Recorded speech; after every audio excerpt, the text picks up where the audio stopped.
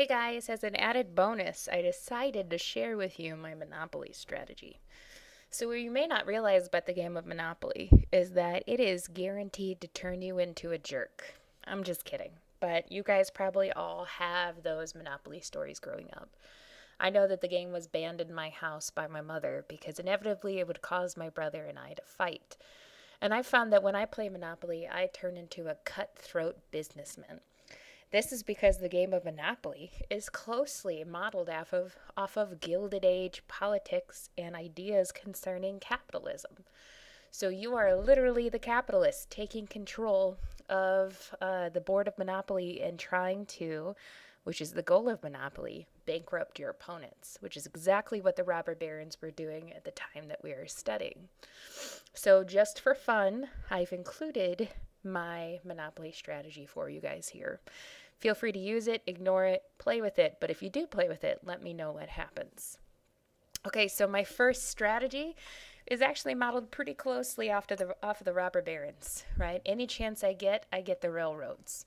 If you get one railroad, when somebody lands on it, you get $25 rent. But from that, the prices go up exponentially, right? Two railroads gets you $50, three railroads gets you $100. If you have all four railroads, which is a monopoly on the railroads, you get $200 a pop anytime somebody lands on it. Right? So you guys might remember that if you play Monopoly, every time you pass go, you get $200. My favorite thing is when somebody passes go and then lands immediately on my railroad. I just take their $200 and say thank you very much. Okay, the next strategy that I would encourage you to do is that having money by far is a major advantage if you're going to take control of an industry, right? So a lot of these robber barons were wealthy to begin with, and you're pretty wealthy when you start Monopoly. You get $2,000 cash to be able to buy property and build your industries from. So, what I do when I play is I buy everything that I land on the first few times I go around. I may not have any desire to keep that property in the future, but this allows me to build rent, which allows me to build income, which allows me to get the properties that I do want. And that's very closely modeled off of the robber barons as well. They would pretty much buy whatever they can get their hands on. That buy whatever you land on has another goal, which is number 3 on my list of Monopoly strategies. One of the things that you want to do is to block your opponent from getting a Monopoly. A Monopoly is when you own all of one color. And what this allows you to do, besides getting more rent than what you normally would for a single property, you also get to build. Right? So Monopoly has houses and hotels that you can further build on your property, and that increases the rent that you get. So if you can block a monopoly from your opponent, you can block their ability to charge you higher rent, which means more money in your pocket. And if you ended up in that first time, a couple times around, getting some property that your opponent really wants, then you can sort of use that as a playing card later on to negotiate for the properties that you want. All right, so the last part, get the sweet spot.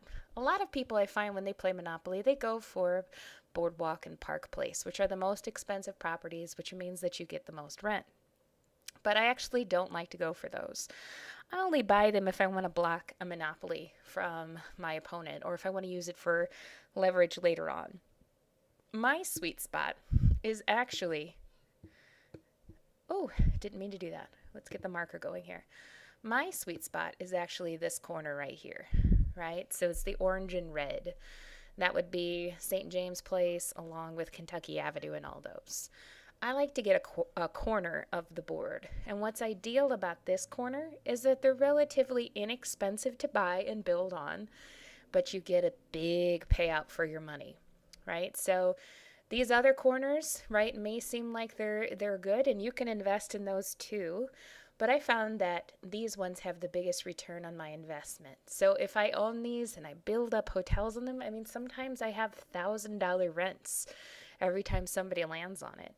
So when I'm playing, especially with my husband, because he doesn't have a strategy to this game, I watch him get nervous as he comes here, praying that he'll roll doubles so that he can get around this corner. And sometimes he does, but a lot of times he doesn't. That's 6 spots I could potentially get him or including the railroads, right? I can still get them there, right? So eventually, you can build up enough so that you can bankrupt your opponent. You don't have to own the whole board. You just have to own this corner that essentially gives you control over the entire board, which gives you monopoly, which allows you to win the game. So thanks for watching, guys. If you decide to try this strategy, send me a message and let me know.